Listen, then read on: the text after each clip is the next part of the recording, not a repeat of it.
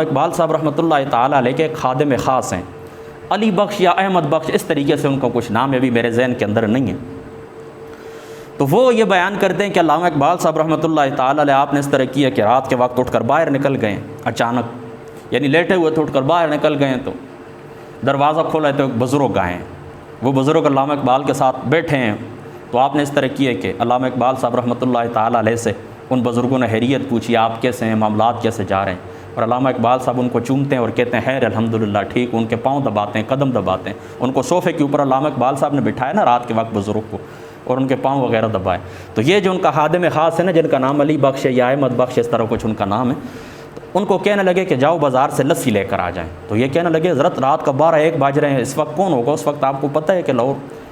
تو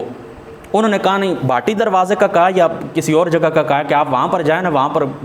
کوئی نہ کوئی دکان کھلی ہوگی، تو ان کو میرا کہنا ہے کہ وہ لسی دے دیں۔ تو یہ کہتے ہیں میں چلا گیا تو میں واقعی دیکھتا ہوں کہ ایک دکان کھلی ہوئی ہے اور وہاں پر ایک بزرگ بیٹھے ہوئے ہیں۔ تو ان کو میں نے کہا اقبال صاحب نے مجھے بھیجا ہے رحمۃ اللہ تعالیٰ علیہ، تو آپ اس طرح کریں کہ مجھے لسی دے دیں۔ تو انہوں نے جگ مجھے لسی کا دیے، جگ کس چیز کا دیا، لسی کا مجھے جگ دیا، تو میں پیسے دینے لگا۔ تو وہ کہتے ہیں نہیں، اقبال کے ساتھ ہمارا حساب کتاب چلتا رہتا ہے، آپ چلے جائیں، خیر ہم ان سے کر لیں گے۔ یہ کہتے ہیں میں واپس آ گیا، میں نے لسی بھی ان کو دے دی، وہ بزرگ انہوں نے خوشی سے لسی پی ہے، وہ رخصت ہو گئے۔ دوسرے دن میں اسی جگہ کے اوپر جاتا ہوں، نہ وہ دکان ہے نہ وہ بزرگ ہے، میں بڑا حیران۔ تو میں نے اس طرح کیا کہ علامہ اقبال سے زندگی کے اندر بار بار پوچھے کہ وہ بزرگ کون تھے، وہ لسی والا کیا معاملہ تھا، لسی دینے والا کون تھا، کیا تھا یہ سارے معاملات۔ تو علامہ اقبال صاحب نے کبھی پوری زندگی کے اندر اس سے پردہ نہیں اٹھایا۔ آخر ایک دن اس طرح ہوا کہ علامہ اقبال صاحب رحمۃ اللہ تعالیٰ علیہ آپ بیٹھے ہوئے تھے، تو میری خدمت سے خوش تھے، ظاہر سی بات ہے کافی عرصہ انہوں نے خدمت کی ہے۔ تو کہتے ہیں میری خدمت سے خوش ہے، تو مجھے کہنے لگے کہ آپ مجھے بتائیں آپ کیا چاہتے ہیں، میں آپ کو دیتا ہوں، یعنی کوئی چیز مجھ سے مانگے جس سے آپ خوش ہو جائیں، میں آپ کو دینے کے لیے تیار ہوں۔ تو وہ کہنے لگے حضور وہ واقعہ بتا دیں، وہ لسی والا واقعہ کیا تھا، آپ کے پاس رات کے وقت بزرگ آئے تھے اور آپ نے ان کو لسی پلائی تھی، میں صبح گیا تھا تو وہاں پر کوئی لسی والا نہیں تھا، کوئی دکان نہیں تھی، کیا تھا یہ معاملہ۔ تو آپ فرمانے لگے چلو یہ میں بیان کر دیتا ہوں، آپ نے اس طرح کرنا ہے کہ میری زندگی کے اندر یہ بیان نہیں کروں۔ انہوں نے کہا حضور وعدہ ہو گیا کہ آپ کی زندگی میں یہ بیان نہیں کروں گا۔ تو حضرت علامہ اقبال صاحب رحمۃ اللہ تعالیٰ علیہ فرمانے لگے کہ وہ جو آنے والے بزرگ تھے رات کو جو آئے تھے میرے پاس، وہ تھے خواجہ معین الدین چشتی اجمیری رضی اللہ تعالیٰ عنہ،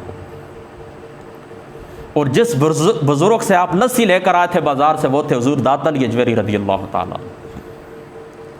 تو اگر آپ کو حوالہ بھی چاہیے نا، آپ کہتے ہیں کہ حوالہ بھی ہمیں دے دیں، تو یہ انوار رضا اس رسالے کا نام ہے، معنی نکلتا ہے، اور یہ سن 2001 کا عبدالستار خان نیازی صاحب رحمۃ اللہ تعالیٰ علیہ، تو ان کی یاد کے اندر انہوں نے وہ شائع کیا تھا۔ یہ نمبر ہوتے ہیں نا مختلف شخصیات کے، تو عبدالستار خان نیازی رحمۃ اللہ تعالیٰ علیہ نمبر، عبدالستار خان نیازی نمبر سن 2001 کا انوار رضا، مہینہ مجھے یاد نہیں ہے، اس کے اندر یہ موجود ہے۔ اور عبدالستار خان نیازی صاحب نے پھر اپنی طرف سے یہ روایت کی ہے کہ وہ جو الہی بخش تھے، محمود بخش تھے یا علی بخش، جو ان کے مطلب علامہ اقبال صاحب کے خادم تھے، انہوں نے مجھے سنایا۔ تو پھر عبدالستار خان نیازی صاحب رحمۃ اللہ تعالیٰ علیہ آپ نے پھر آگے اپنے ماننے والوں کو، چونکہ آپ بڑے متاثر تھے علامہ اقبال صاحب رحمۃ اللہ تعالیٰ علیہ کا، آپ کو شاگرد آپ کہہ سکتے ہیں، یعنی عبدالستار خان نیازی صاحب براہ راست علامہ اقبال صاحب کے شاگرد تھے، آپ سے وہ سند بھی آپ نے ان کے ہاتھوں سے لی تھی،